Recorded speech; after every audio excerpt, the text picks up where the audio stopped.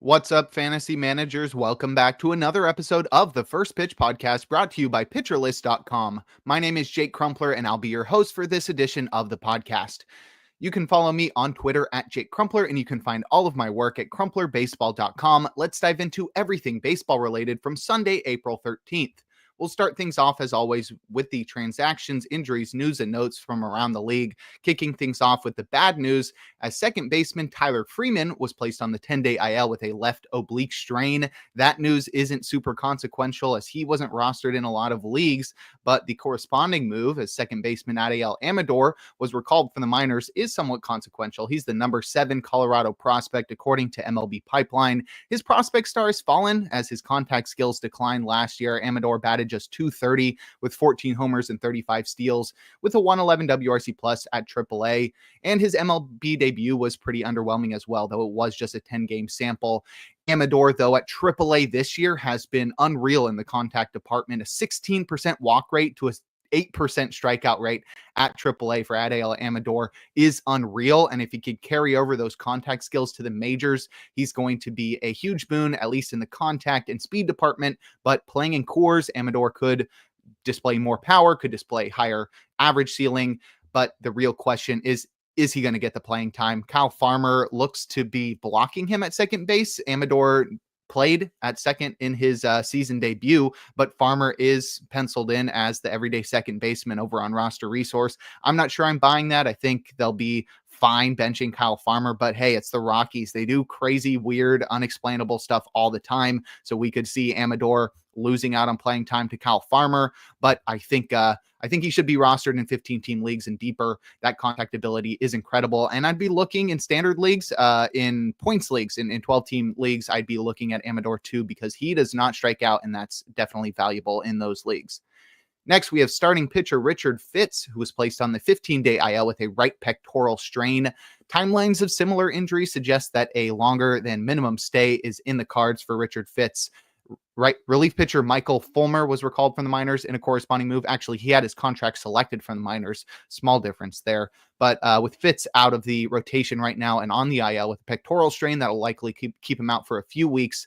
There's some pitchers that are in line to replace him. Josh Winkowski is one of them. He's in the bullpen right now. He could easily shift into a starting role, as he is a guy who has the ability to go multiple innings. There's also a couple guys in the minor leagues, Cooper Criswell and Hunter Dubbins are also available in the minor leagues. But both Lucas Giolito and Brian Bayo are due back probably next weekend. They're looking to have their final rehab starts this week, so we could see them replace Richard Fitts in the rotation moving forward. But that's him going on the IL with a pectoral strain. Next, we'll discuss our transactions, beginning things with starting pitcher Joe Boyle, who was recalled from the minors by the Tampa Bay Rays. He's got big strikeout stuff, incredible strikeout stuff. He throws really hard, but he's got absolutely no control, no idea where it's going. And he did not fix that in the minors since being acquired from the A's this offseason. He had 3 starts, I think, in the minor leagues, and the walk rate was way up there. But he made his season debut against the Braves on Sunday, tossing 5 hitless innings, allowing 2 runs somehow. Neither of which were earned. He walked 2 and struck out 7, inducing 12 whiffs with 31% CSW across 74 pitches. Boyle's four-seamer averaged 98 miles per hour for 5 whiffs and 26% CSW. The slider was at 90 miles per hour for 3 whiffs and 36% CSW. And his sinker sat at 93 miles per hour with 4 whiffs and 38% CSW. But he was all over the place. He could barely get it over the plate against lefties. You should see the strike zone plot on that one versus left-handed batters. Boyle just had no control there. He's definitely an unfinished product, but his stuff is unreal. Absolutely unhittable fastball. He's going to be a cherry bomb where he has nights like this where nobody can hit him, and he has other nights where he can't find the zone and gets absolutely torched. He's a fun option in deep leagues because he's got tons of upside, but I think in shallow leagues, he's going to be too much of a risky play. Maybe you can try to stream him against weak offenses, but the thing with cherry bombs is you never really know when they're going to explode. So Boyle is somewhat unexpected when he's going to succeed moving forward. Our next transaction involves third baseman Ben Williamson, who was recalled from the minors by the Mariners. He didn't make his debut after being recalled, but roster resource suggests he's going to play every day at the hot corner for the Mariners. He's the number 13 Seattle prospect and was the 57th overall pick back in 2023. And last year at high A and double A, he batted .283 with 4 homers, 19 steals, and a 122 WRC plus.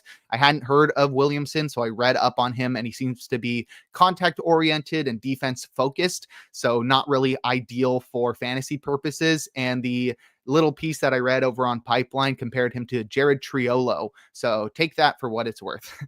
Next, we have infielder Brooks Lee, who was activated from the 10-day IL. He's been out with a lumbar strain. He should see time across the infield, shortstop, second base, and third base on a semi-regular basis. He played at the hot corner in his season debut on Sunday, but I expect him to see time across the infield, just not on an everyday basis. Should be in there most of the time. He was the 8th overall pick in 2022. That's Brooks Lee. So he's definitely got some potential. He should be rostered in 15-team leagues and deeper. And lastly, starting pitcher A.J. Smith's Shaver was optioned to the minors by the Braves. He had a 4.61 ERA in his 3 starts this season. So right now, the Braves rotation is lining up as Chris Sale, Grant Holmes, Spencer Schwellenbach, Bryce Elder, and then we got some news as starting pitcher Spencer Strider, who is recovering from internal brace surgery, is expected to be activated from the 15-day IL for his season debut on Wednesday in Toronto. Super excited to watch that. The Braves are finally going to get their ace pitcher back, which is saying something considering they roster the NL Cy Young Award winner from 2024. So Spencer Strider back in the rotation on Wednesday. Our next bit of news, very similar. Starting pitcher Clark Schmidt, recovering from a shoulder injury, is expected to be activated from the 15-day IL on Wednesday as well. He'll take on the Royals. I'd be wary of starting him there in standard leagues, considering it's his first start of the year. The Royals lineup, I wouldn't say is terrible, but they are playing in Yankee Stadium. And I wouldn't expect Schmidt to go super deep into this one, but he does need to be rostered in the majority of leagues as we move forward into the season, and the Yankees are begging for some rotational reinforcements, so Schmidt will be welcomed back with open arms.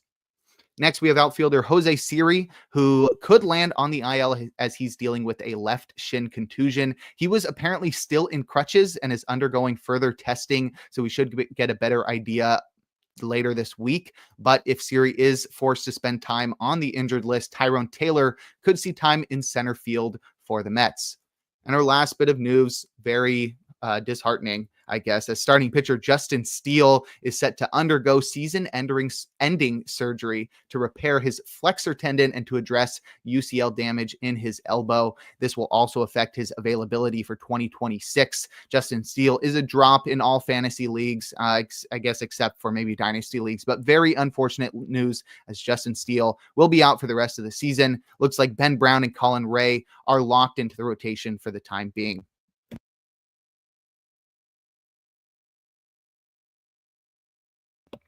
Now let's take a look at some of the notable performances from Sunday, a day in which we had a full slate of 15 games. We'll start it off with our hitters, leading off with outfielder Jung Lee, who helped the Giants to win in the Bronx, going 2 for 3 with 2 runs, a pair of home runs, 4 runs batted in, and a walk. He's up to 3 home runs on the year now. The first one traveled 406 feet at 103 miles per hour. The second one went 363 feet at 95 miles per hour. And Lee has been blowing up in the news recently. I got a lot of people asking me questions about him. Is it real? I guess that's the question that everybody's asking. Maybe not just to me, but across the internet. And Lee was dope in the KBO. He was batting like 350, 20 homers, 10 steals. If you average out his seasons like that, he had one season over 20 home runs. I think he peaked at 23. So not a ton of power there for him, but Lee had absolutely no strikeouts. We're talking a 5% strikeout rate with a double-digit walk rate. So the contact there is legit, but playing in San Francisco, I think Lee is probably going to have a tough time tapping into a lot of power. We saw him hit 2 home runs here and actually 3 home runs in this series against the Yankees. But if you remember, the Yankees play in Yankee Stadium, and that short porch in right field is perfect for a hitter like Jung Lee, who doesn't have light tower power, but can pull a ball in the air for a home run. That's going to be a difficult job to do in San Francisco. The wind blows in. I live out here in the Bay Area. I know how windy it can get out in San Francisco, especially at night. It's pretty bad. So it's really difficult to hit home runs out of that stadium, especially for a left-handed hitter out into the McCovey Cove. So I think it's going to be difficult for Lee to tap into a ton of power. That being said, I think we're looking at like 10 to 15 home runs. Maybe if he has a great season, we're looking at 15 to 20, but I'm looking 10 to 15. But that's legit if he's stealing 15 to 20 bags and batting over 300, which is possible with the contact ability he's shown. So I think Lee obviously needs to be rostered everywhere, though I don't think he's going to be on an MVP caliber pace. I think he's going to have a really good season where he displays incredible contact skills, a little bit of power, some speed, but he's not going to be, one of the best players in baseball. He's definitely going to be one of the best players on the Giants. That's for sure. Next, we have outfielder Pete Crow Armstrong, who helped the Cubs to a win in Hollywood, going 3 for 4 with 2 runs, a pair of home runs, and 3 runs, a triple, and 2 runs batted in. He's up to 2 home runs on the year now. These were his first 2 of the year. The first one traveled 370 feet at 103 miles per hour. The second one went 412 feet at 106 miles per hour. And I don't think Pete Crow Armstrong has changed much from last year. I think we're looking at 10 to 15 homers, 30 plus steals, and an average below the league average. So probably below 240. We're looking at I think he batted just below 240 last year. He's batting 229 right now. And honestly, it just really sucks that he's not leading off. He won't have the run production numbers that really will make him super valuable in fantasy. And it would be really cool if he walked more so that he could steal more. But I think we're looking at a pretty solid, but underwhelming fantasy guy where he has those moments of being electric and he hits a pair of home runs and steals a bunch of bases and makes incredible plays in center field. But Crow Armstrong is not going to have enough contact ability to be a huge difference maker in fantasy. And lastly, we have shortstop Trevor Story, who helped the Red Sox to a win on the south side of Chicago, going 3 for 4 with a run, a double, a home run, and 3 runs batted in. It was his 3rd homer of the year, and it traveled 404 feet at 100 miles per hour. It's been a long time since we've seen Trevor Story healthy for a full season. I think the last one we had was 2021, his first year in Boston. So we also really don't know if he can produce offensively outside of course, or at least produce legitimately offensively. And I don't see a change in approach that suggests that this hot start to the season is real. He has an 805 OPS, 3 homers, 6 steals, and a 308 average. But Story is striking out over 30% of the time. The ground ball rate is up over 50%, and he's not pulling the ball at all. And the StatCast metrics don't suggest that he's somehow tapped into more power. And can he even stay healthy for a full year? We haven't even seen that for 3 straight seasons. So with all that being said, I think I'd be selling high on Trevor Story right now. Off to a great start, but there's too many question marks here and a still terrible approach at the plate that suggests that he's going to be performing worse moving forward. But if you'd like a breakdown of other notable hitting performances from Sunday, check out the daily Batters Box article over on PitcherList.com.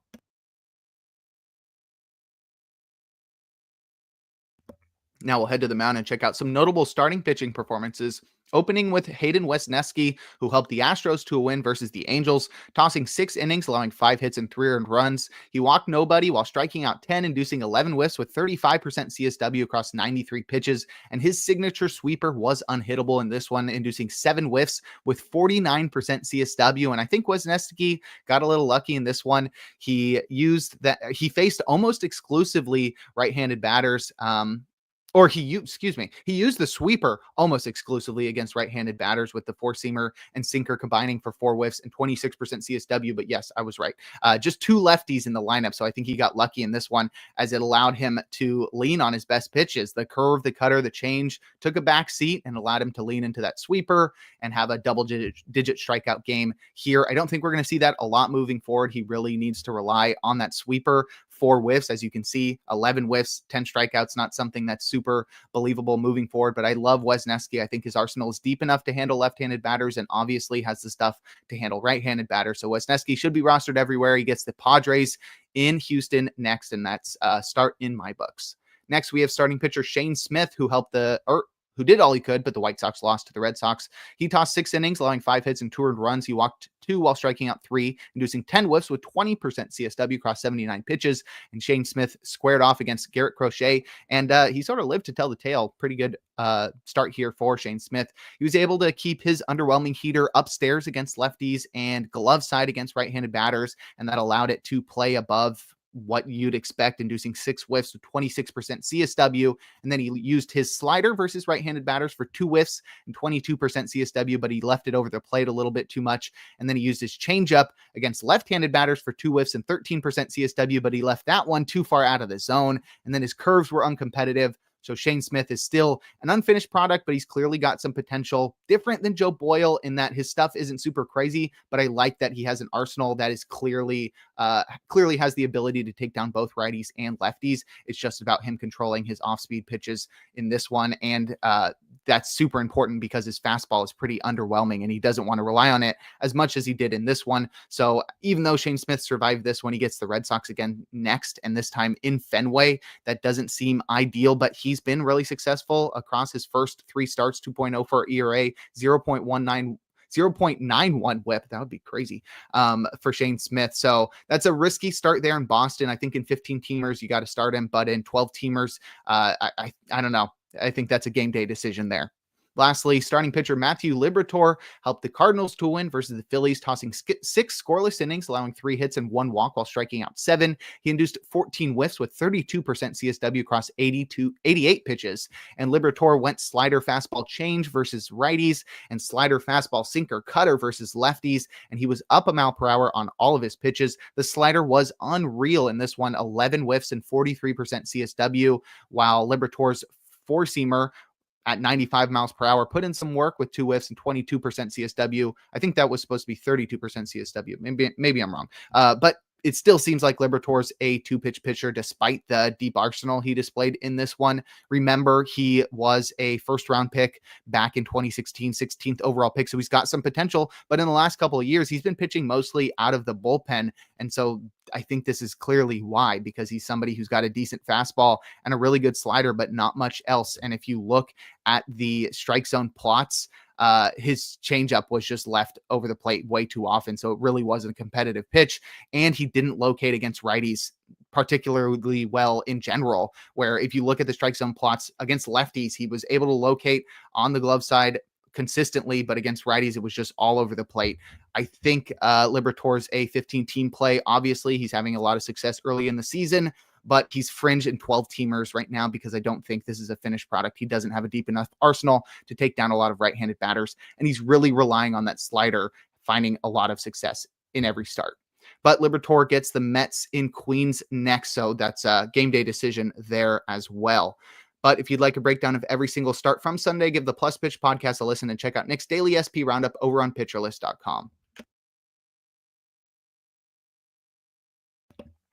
Now we'll head to the bullpen and check out the relievers that got saves and the closers that pitched outside of save situations, or blew their saves. Starting with the former, Ryan Walker recorded his 4th save with a perfect 9th.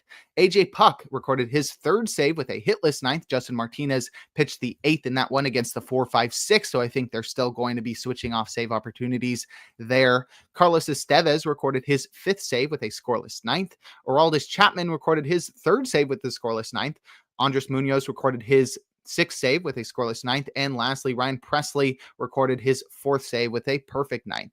And in terms of closers to pitch outside of save situations or below their saves, Jeff Hoffman pitched a scoreless 9th and 10th for his 2nd win. Josh Hader pitched a scoreless 9th up by 4. He hadn't pitched since Tuesday, so it made sense for him to get some maintenance work here. Yohan Duran pitched a perfect 9th up by 4 for the Twins. The offense put on an insurance run in the 8th to ruin his first chance at a save. I don't know if it was his first chance, but he still has 0 saves on the season, and that's really frustrating. And lastly, Mike Clevinger recorded 2 outs in the 6th. Not really sure what's going on here. The White Sox still have no saves as a team, so I'm not even sure you can consider anyone as a closer, right? Especially if the one guy we are considering as a closer is pitching in the 6th.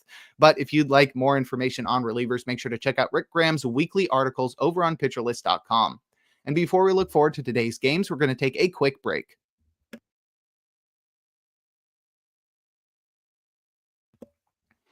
Now we'll look forward to Monday, April 14th, a day in which we'll have 10 games on the slate. My matchup of the day is Framber Valdez versus Sonny Gray. We got a couple veterans with the ability to break off some nasty breaking balls. Should be a pretty fun, competitive matchup to watch. In terms of probable starters, we've got 9 guys in the auto starts tier, including both Valdez and Gray. We've also got Tarek Skubal in Milwaukee, Paul Skeens versus the Nationals, and Dylan Cease versus the Cubs. In our probably starts tier, we've got 4 guys, and that's where we'll find our streamer of the day in Grant Holmes versus the Blue Jays in Toronto. He's pretty solid. He should have some success against the Blue Jays. That lineup isn't really scary. However, he's going to need to be more efficient to pitch deeper into this one to get you a win. He's pitched just 4 innings in his first 2 starts this season, so we're going to need to see some more from him if we want to get a win. I'd also keep an eye out for Landon Rupp. He's taken on the Phillies in Philadelphia. He's looked pretty good in his first few starts. I think the Giants pitchers are under rostered across the board, so that's probably why I continue to suggest them as streamers. But I think Rupp is a good option here on a short slate. In terms of hitter suggestions, I go the opposite side of Rupp and go for Giants hitters versus Taijuan Walker. He somehow has a 0 ERA, so honestly, I think he's due to allow some runs in this one. I'd also go for Royals hitters versus Carlos Carrasco in Yankee Stadium. Carrasco's ERA is over 7. He's reaching the end of the line in his career and playing in a hitter's ballpark. I think the Royals hitters can thrive. And lastly, I'd target Red Sox and Rays hitters in Steinbrenner Field. It's played very offensive friendly. Tanner Houck will take on Shane Baz in that one, so not ideal for the hitters there, but the ballpark is definitely friendly. Now we can close things out with our relievers to watch. Aroldis Chapman is pitched on back-to-back days for the Red Sox, so expect Justin Slayton to be in there in the 9th on Monday. And lastly, Yohan Duran is pitched on back-to-back days for the Twins, so maybe Griffin Jax gets a save on Monday. But that'll do it for today's episode of the First Pitch Podcast. Make sure to head on over to pitcherlist.com to check out all of the great articles and features we have on the site. Sign up for PL Plus or PL Pro to gain access to the Discord and to support the Pitcher List staff. You can follow me on Twitter at Jake Crumpler, tune in live on YouTube and every day for a new installment of the podcast, and make sure to enjoy the day as we are blessed with another day of baseball.